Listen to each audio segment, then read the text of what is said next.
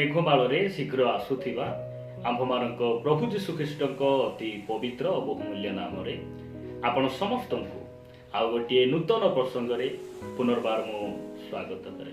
ପ୍ରିୟ ପ୍ରଭୁଙ୍କ ଲୋକମାନେ ସବୁଦିନ ଭଳି ଆଜି ମଧ୍ୟ ପ୍ରଭୁଙ୍କର ବାକ୍ୟକୁ ନେଇ ଆପଣମାନଙ୍କ ନିକଟରେ ଆସିବା ପାଇଁ ୟୁଟ୍ୟୁବ୍ ମାଧ୍ୟମରେ ଆପଣମାନଙ୍କ ସହିତ ପୁନର୍ବାର ସାକ୍ଷାତ କରିବା ପାଇଁ ସ୍ୱର୍ଗର ପରମେଶ୍ୱର ମୋତେ ଅନୁଗ୍ରହ କରିଛନ୍ତି। ସେଥିପାଇଁ ପ୍ରଭୁଙ୍କୁ ମୁଁ ହୃଦୟ ସହିତ ଧନ୍ୟବାଦ ଦେଉଛି। ଆସନ୍ତୁ ପ୍ରଭୁଙ୍କ ବାକ୍ୟରୁ ଆଜି ମଧ୍ୟ ଆମେ ଆଉ ଗୋଟିଏ ଭିନ୍ନ ପ୍ରସଙ୍ଗରେ ଅଳ୍ପ ସମୟ କଥାବାର୍ତ୍ତା ହେବା।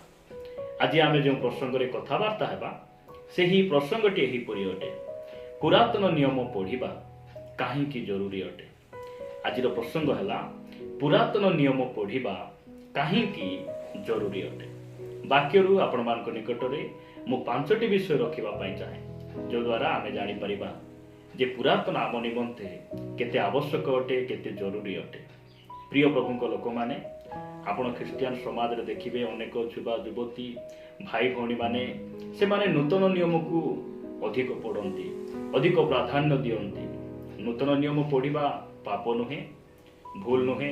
ଆମେ ଯେତେ ପାରୁଛୁ ସେତେ ନୂତନ ନିୟମ ଆମେ ପଢ଼ିବା ଆବଶ୍ୟକ ରହିଛି। କିନ୍ତୁ ଅନେକ ଭାଇ ଭଉଣୀମାନଙ୍କୁ ଦେଖିବେ ସେମାନେ ପୁରାତନ ନିୟମକୁ ଏତେ ଗୁରୁତ୍ୱ ଦିଅନ୍ତି ନାହିଁ। ପୁରାତନ ନିୟମର ସମସ୍ତ ଲିପିବଦ୍ଧ ଘଟଣାବଳୀ ଗୁଡ଼ିକ ସେମାନଙ୍କ ମନ ମଧ୍ୟରେ ନଥାଏ, ଯଦ୍ୱାରା ନୂତନ ନିୟମ ସେମାନେ ବୁଝିପାରନ୍ତି ନାହିଁ। ପ୍ରିୟ ପ୍ରଭୁଙ୍କ ଲୋକମାନେ, ଆଜି ମୁଁ ଆପଣମାନଙ୍କ ନିକଟରେ 5ଟି ବିଷୟ ରଖିବା ପାଇଁ ଚାହେଁ, ଯଦ୍ୱାରା ଆମେ ଆଗ୍ରହୀ ହୋଇପାରିବା, ଇଚ୍ଛା ପ୍ରକାଶ କରିପାରିବା ଯେ ନୂତନ ନିୟମ ଆମ ପାଇଁ କେତେ ଗୁରୁତ୍ୱପୂର୍ଣ୍ଣ, ତାଠାରୁ ମଧ୍ୟ ପୁରାତନ ନିୟମ ଆମ ପାଇଁ କେତେ ଆବଶ୍ୟକ ଅଟେ, କେତେ ଗୁରୁତ୍ୱପୂର୍ଣ୍ଣ ଅଟେ। ଆସନ୍ତୁ ପ୍ରଥମ ବିଷୟ ଦେଖିବା ଯେ ପୁରାତନ ନିୟମ ପଢ଼ିବା କାହିଁକି ଜରୁରୀ ଅଟେ। ଆପଣମାନେ ମୋ ସହିତ 2 ତିମୋଥୀ 3 ଅଧ୍ୟାୟକୁ ଆସିବେ।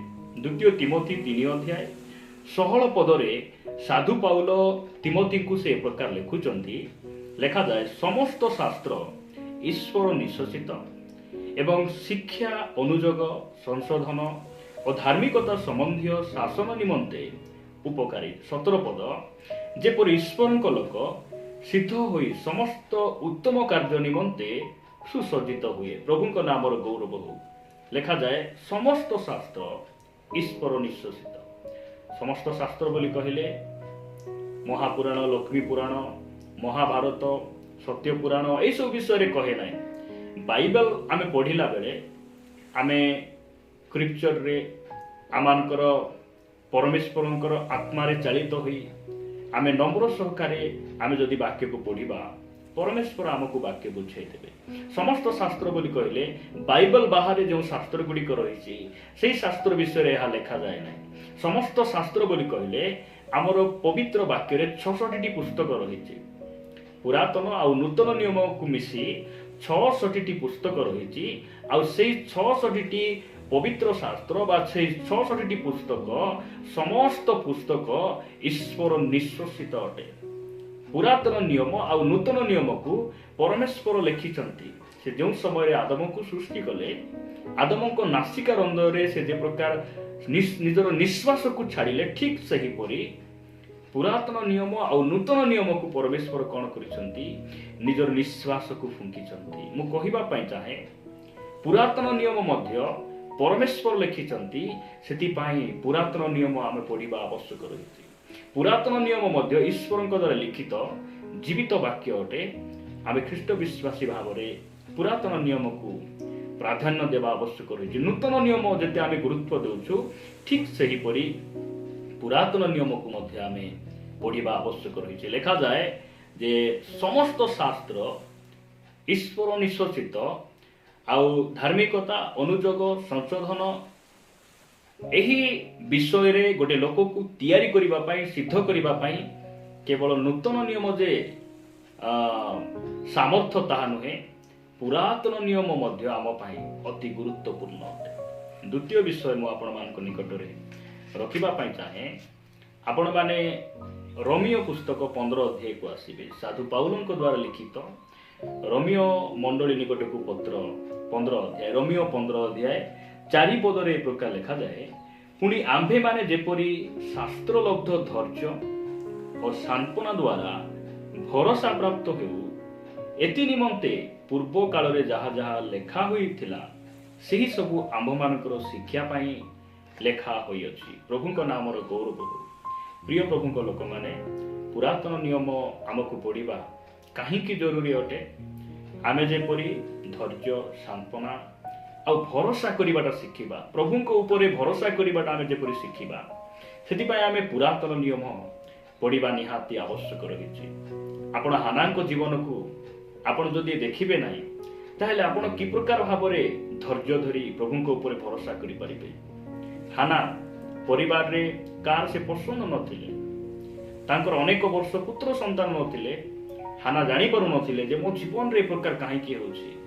ମାତ୍ର ଉଚିତ ସମୟରେ ପରମେଶ୍ୱର ତାଙ୍କର ପ୍ରାର୍ଥନାକୁ ଶୁଣିଲେ ଏବଂ ତାଙ୍କର ଅପମାନକୁ ସେ ଦୂର କଲେ ଆଉ ପରମେଶ୍ୱର ତାହାଙ୍କୁ ଗୌରବ ଦେଲେ। ଆପଣ ଆୟୁବଙ୍କ ଜୀବନରେ ଦେଖିବେ, ଆୟୁବଙ୍କ ଜୀବନରେ କେତେ ଦୁଃଖ କଷ୍ଟ ଆସିଲା। ସେ କହିଲେ ଯେ ପରମେଶ୍ୱର ମୋତେ ବଦ୍ଧ କଲେ ହେଁ ମୁଁ ତାହାଙ୍କର ଅପେକ୍ଷା କରିବି। ଆପଣ ଯୋସେଫଙ୍କ ଜୀବନକୁ ଦେଖିବେ, ଯୋସେଫ ଯେଉଁ ସ୍ୱପ୍ନ ଦେଖିଥିଲେ, ଦର୍ଶନ ଦେଖିଥିଲେ, ତା ବଦଳରେ ତାଙ୍କ ଜୀବନରେ ଅନେକ ଅନ୍ୟାୟ ଗୁଡ଼ିକ ଘଟିଲା। ନିଜ ଭାଇମାନେ ତାଙ୍କୁ ମିଶ୍ର ଦେଶକୁ ବିକିଦେଲେ, ସେ କାରାଦଣ୍ଡ ଭୋଗିବା ପାଇଁ ପଡ଼ିଲା। ମାତ୍ର ପରମେଶ୍ୱର ତାଙ୍କୁ ଛାଡ଼ିଲେ ନାହିଁ। ଏହାର ଅର୍ଥ ନୁହେଁ ଯେ ପରମେଶ୍ୱର ଆମକୁ ପରିତ୍ୟାଗ କରିଦେଲେ, କିନ୍ତୁ ସେ ସମୟ ଆସିଲା ମିଶ୍ର ଦେଶରେ ପରମେଶ୍ୱର ତାଙ୍କୁ ପ୍ରଧାନମନ୍ତ୍ରୀ କଲେ। ପ୍ରଭୁଙ୍କ ନାମର ଗୌରବ ହେଉ। ସେଥିପାଇଁ ଏହି ବାକ୍ୟ ଆମମାନଙ୍କୁ କହେ ଯେ ଆମେ ପୁରାତନ ନିୟମ କାହିଁକି ପଢ଼ିବା? ଆମେ ଯେପରି ପୁରାତନ ନିୟମର ସାଧୁମାନଙ୍କ ଜୀବନରୁ ଆମେ ଶିଖିବା, ସେମାନେ ଯେମିତି ପରମେଶ୍ୱରଙ୍କ ନିକଟରେ ଭରସା କଲେ, ଆମ୍ଭେମାନେ ମଧ୍ୟ ଭରସା କରି ସାନ୍ତ୍ୱନା ଆମେ ପ୍ରାପ୍ତ ହେବା। ଏଥିପାଇଁ ଆମେ ପୁରାତନ ନିୟମ ପଢ଼ିବା ଆବଶ୍ୟକ ରହିଛି। ତୃତୀୟ ବିଷୟ ମୁଁ ଆପଣମାନଙ୍କ ନିକଟରେ ରଖିବା ପାଇଁ ଚାହେଁ। ଆପଣମାନେ ପ୍ରଥମ କରନ୍ତୀୟ 10 ଅଧ୍ୟାୟକୁ ଆସିବେ। ପ୍ରଥମ କରନ୍ତୀୟ 10 ଅଧ୍ୟାୟ 6 ପଦରେ ଏ ପ୍ରକାର ଲେଖାଯାଏ, ସେମାନେ ଯେ ପ୍ରକାର ମନ୍ଦ ବିଷୟରେ ଅଭିଳାଷୀ ହୋଇଥିଲେ, ଆମ୍ଭେମାନେ ଯେପରି ସେ ପ୍ରକାର ଅଭିଳାଷୀ ନ ହେଉ, ଏଥି ନିମନ୍ତେ ଏହି ସମସ୍ତ ବିଷୟ ଆମ୍ଭମାନଙ୍କ ପକ୍ଷରେ ଦୃଷ୍ଟାନ୍ତ ସ୍ୱରୂପ ହୋଇଅଛି। ଏଇଟା ଇସ୍ରାଏଲ ଲୋକମାନଙ୍କ ବିଷୟରେ ଉଦାହରଣକୁ ସେ ଦର୍ଶାଇ ସାଧୁ ପାଉଲ କରନ୍ତୀୟ ମଣ୍ଡଳୀ ନିକଟକୁ ଲେଖୁଛନ୍ତି। ଆମ୍ଭେମାନେ ପୁରାତନ ନିୟମ କାହିଁକି ପଢ଼ିବା ଜରୁରୀ ଅଟେ? ଆମେ ଯେ ପର୍ଯ୍ୟନ୍ତ ପୁରାତନ ନିୟମକୁ ପଢ଼ିବା ନାହିଁ, ସେ ପର୍ଯ୍ୟନ୍ତ ପୁରାତନ ନିୟମରେ ପୂର୍ବପୁରୁଷମାନେ ଯେଉଁ ଭୁଲ ଗୁଡ଼ିକ କଲେ ଆଉ ସେମାନେ ଯେଉଁ ଦଣ୍ଡ ଭୋଗିଲେ, ଅସୁବିଧାର ସମ୍ମୁଖୀନ ହେଲେ, ସେଇଟା ଯେ ପର୍ଯ୍ୟନ୍ତ ଆମେ ଜାଣିବା ନାହିଁ, ତାହେଲେ ଆମେ ସଚେତନ ହେଇପାରିବା ନାହିଁ। ଏହି ସ୍ଥାନରେ ଆମେ ଦେଖୁଛୁ ଯେ ସାଧୁ ପାଉଲ କହନ୍ତି ପୁରାତନ ନିୟମ ଆମେ ଏଥିପାଇଁ ପଢ଼ିବା ଆଉ ଏଥିପାଇଁ ଲେଖାଯାଇଛି ଯେ ସେମାନେ ଯେଉଁ ଭୁଲ କରି ଅଭିଳାଷୀ ହେଲେ ଆଉ ମନ୍ଦ କର୍ମ କରି ପ୍ରଭୁଙ୍କ ଠାରୁ ଦୂରକୁ ଗଲେ, ଆମେମାନେ ଯେପରି ସେ ପ୍ରକାର ନ ହେବା, ତାଙ୍କ ଜୀବନୀରୁ ଶିକ୍ଷା କରିବା ପାଇଁ ଦାଉଦଙ୍କ ଭୁଲରୁ ଆମେ ଶିଖିବା। ସେ ବ୍ୟଭିଚାର ପାପରେ ପଡ଼ିଗଲେ। ଆପଣ ସାମସନର ଭୁଲରୁ ଆମେ ଶିଖିବା ଆବଶ୍ୟକ ରହିଛି। ସେ ବ୍ୟଭିଚାର ପାପରେ ପଡ଼ିଗଲେ। ସଲୋମନ ସେ ପ୍ରଭୁଙ୍କ ଦୃଷ୍ଟିରେ କୁକର୍ମ କଲେ।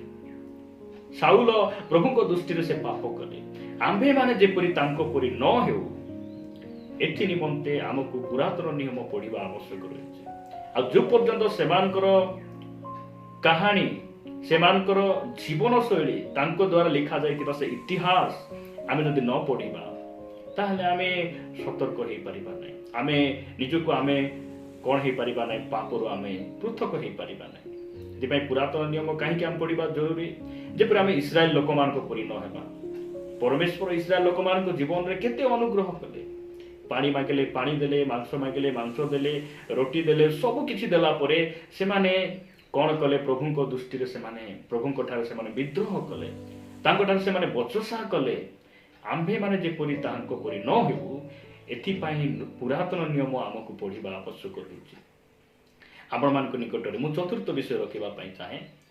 ଆପଣମାନେ ଆଦି ପୁସ୍ତକ 3 ଅଧ୍ୟାୟକୁ ଆସିବେ। ଏ ସ୍ଥାନ ଗୋଟେ ବାକ୍ୟ ଲେଖାଯାଏ, ଆଦି ପୁସ୍ତକ 3 ଅଧ୍ୟାୟ 15 ପଦରେ, ଆଉ ଆମ୍ଭେ ଓ ତୁମ୍ଭର ଓ ନାରୀର ମଧ୍ୟରେ ପୁଣି ତୁମ୍ଭ ବଂଶ ଓ ତାଙ୍କ ବଂଶ ମଧ୍ୟରେ ବୈରଭାବ ଜନ୍ମାଇବା। ସେ ତୁମ୍ଭର ମସ୍ତକକୁ ଆଘାତ କରିବେ ଓ ତୁମ୍ଭେ ତାହାଙ୍କ ଗଇଠିକି ଆଘାତ କରିବ। ଏହା ହେଉଛି ପ୍ରଭୁ ଯୀଶୁଖ୍ରୀଷ୍ଟଙ୍କ ଜନ୍ମର ଅନେକ ବର୍ଷ ପୂର୍ବର ଭବିଷ୍ୟତବାଣୀ ଯେ ପ୍ରଭୁ ଯୀଶୁଖ୍ରୀଷ୍ଟ ନାରୀର ବଂଶରେ ଆସିବେ। ଏହି ଭବିଷ୍ୟତବାଣୀ କେବେ ଦିଆଯାଇଥିଲା? ଯୀଶୁଖ୍ରୀଷ୍ଟଙ୍କ ଜନ୍ମର ଅନେକ ବର୍ଷ ତଳେ। ପୁରାତନ ନିୟମ ଆମକୁ ଏଥିପାଇଁ ପଢିବାର ଅଛି। ପୁରାତନ ନିୟମରେ ସିଦ୍ଧ ସମ୍ପୂର୍ଣ୍ଣ ଆହୁରି ଅନେକ ସମ୍ପୂର୍ଣ୍ଣ ସତ୍ୟ ଭବିଷ୍ୟତବାଣୀ ଗୁଡ଼ିକ ଲେଖାଯାଇଛି। ଯୀଶୁଖ୍ରୀଷ୍ଟଙ୍କ ଜନ୍ମ ବିଷୟରେ, ଯୀଶୁଖ୍ରୀଷ୍ଟଙ୍କ ମୃତ୍ୟୁ ବିଷୟରେ, ଯୀଶୁଖ୍ରୀଷ୍ଟଙ୍କର ସେ ଆଗମନ ବିଷୟରେ, ଆଉ ଯେ ଯୀଶୁଖ୍ରୀଷ୍ଟ ତାଙ୍କ ଲୋକମାନଙ୍କ ନିମନ୍ତେ ଯେ ଯେଉଁ ରାଜ୍ୟ ତିଆରି କରିଛନ୍ତି ସେ ରାଜ୍ୟ ବିଷୟରେ ଅନେକ କଥା ଭବିଷ୍ୟତବାଣୀ ପୁରାତନ ନିୟମରେ ରହିଛି। ସେଥିପାଇଁ ଆମେ ସେହିସବୁ ଭବିଷ୍ୟତବାଣୀକୁ ଜାଣିବାକୁ ହେଲେ, ପଢ଼ିବାକୁ ହେଲେ, ଆଉ ସେଇ ସତ୍ୟତା ଜାଣି ଆମେ ଆହୁରି ପ୍ରଭୁଙ୍କର ନିମନ୍ତେ ଆତ୍ମିକ ଜୀବନରେ ଆହୁରି ଗୋଟେ ପାଦ ଆଗକୁ ବଢ଼ିବାକୁ ହେଲେ ଆମକୁ ପୁରାତନ ନିୟମ ପଢ଼ିବା ଜରୁରୀ ଅଟେ। ଶେଷ କଥା କହି ମୁଁ ସମାପ୍ତ କରିବା ପାଇଁ ଚାହେଁ।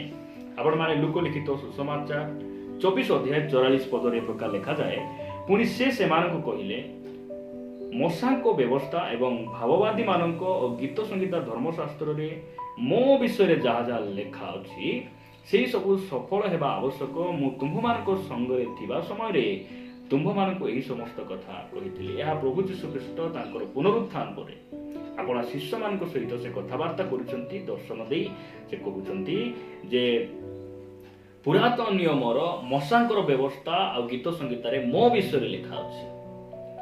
ଏହି ବାକ୍ୟ ଦ୍ୱାରା ଆମେ ଜାଣୁ ଯେ ନୂତନ ନିୟମକୁ ବୁଝିବାକୁ ହେଲେ, ଯୀଶୁଖ୍ରୀଷ୍ଟଙ୍କୁ ଜାଣିବାକୁ ହେଲେ, ସେ ଯେ ଖ୍ରୀଷ୍ଟ, ସେ ଯେ ମସିହ, ଏହାକୁ ବୁଝିବାକୁ ହେଲେ ଆମକୁ ପୁରାତନ ନିୟମ ପଢ଼ିବା ଜରୁରୀ ଅଟେ।